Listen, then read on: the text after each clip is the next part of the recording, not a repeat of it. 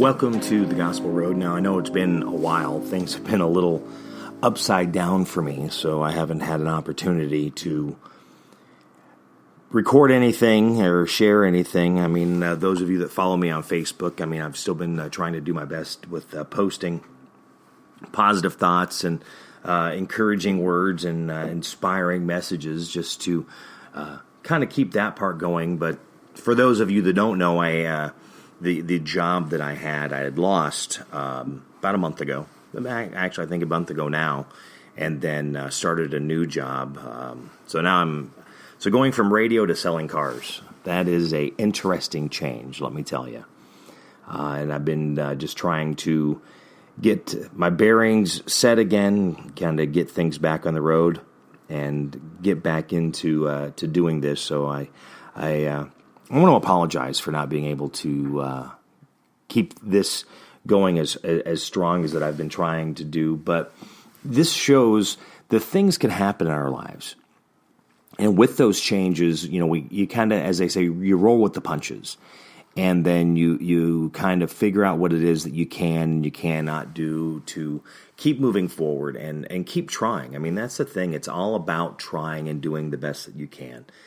And again, as we've talked over the years of me doing this, that's what I'm trying to show. I mean, I kind of open myself up here and just really share what I have and my feelings to you.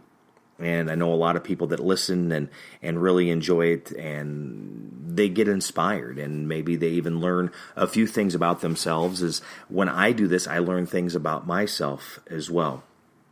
So let's go ahead and just kind of get rolling into this, and we're going to look at Psalms 117. That's what we're going to look at today. And it says, "Praise the Lord, all nations. Extol him, all people. For great is his steadfast love towards us, and the faithfulness of the Lord endures forever." Praise the Lord. Psalms 117. And there's a lot to be seen in this because it's talking about praising God and how we all need to do that. We need to extol him. So you're praising him with all your might. It's kind of like how we even live life. I mean, as we do that, that's how we kind of get into things of how we do and we move forward, doing it with 110%. We've heard that so many times. Of course, how do you do 110%? Because, 100, the math doesn't work. I get it. But it's really taking everything you have and putting into it and giving it your all, giving it your best, doing what you can. Even when a curveball gets sent to you and you're trying to figure out how that is going to work and fit in your life, which is kind of how I've been for the past month, just really running, trying to figure out to make it all work. But we have to remember that how we are treating others and when we are being there for one another. Again, it talks about God's steadfast love towards us, his unconditional love, and how he is there no matter what we've done, no matter what we do or are going to do, because none of us are perfect. We're going to make mistakes. We are flawed. But how is it that you're treating others in that same way?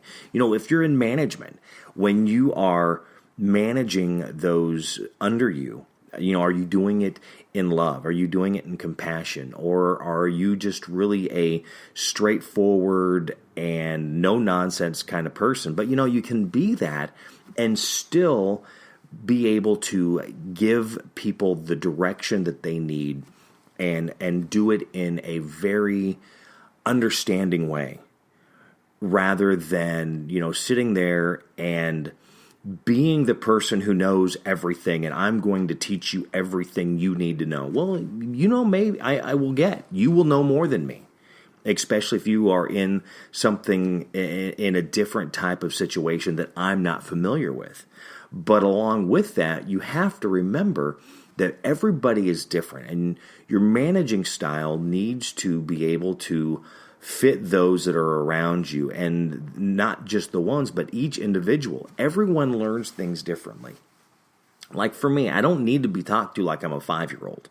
Look at me and go, one of the things I loved doing when I was managing, when I was program director of a radio station, and what I would do is if something happened, I'd look at them and I'd say, so walk me through what happened, and you know what, you tell me what you did wrong, the steps that you've missed. And then we kind of go from there. You build that. You turn it into a learning experience. Again, you can tell people all they want, what they've done, how they can do it better. But the reality is they need to come to the realization of what they've done. They need to come to the realization of, wow, I could have done this better because. It's a real fine line when you're trying to be a great manager, even a great coworker.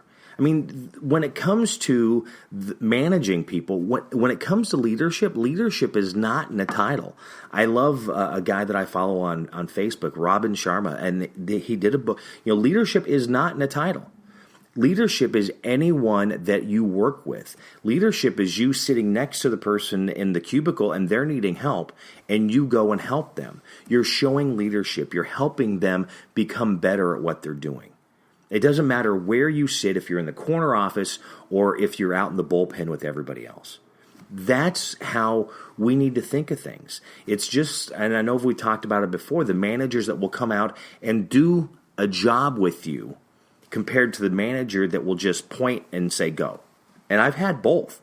In fact, we'll say recently, I've seen that exact same instance where one manager will go out there and get his hands dirty and do what needs to be done to get it done. And then another manager just tells you what to do and sits in his office and watches you do his thing and just kind of leaves it be. Two very different leadership styles or management styles. And anytime you are learning to be a manager, anytime you are looking in leadership books and reading and listening to John Maxwell or even the motivational speakers, when you're listening to Tony Robbins, the one thing that they all give to share is how you need to basically, it's the humility in your life to go, you need to do this, but I'm going to come do that with you. We need to get it done. It's all hands on deck and get things going. I mean, I remember for me, I would do the same thing. We'd go to a concert or we'd go to a broadcast and banners need to be hung. This needs to be set up. I mean, I was even doing it even lately when I wasn't in a management position. What do we need to get done? What can I help you with? What can we do? It's basically, being a servant and serving one another. And with that, you're helping each other to get the job done so you're able to have a better look. You're able to get things done faster. And someone's not getting frustrated because they're sitting there trying to do it all on their own.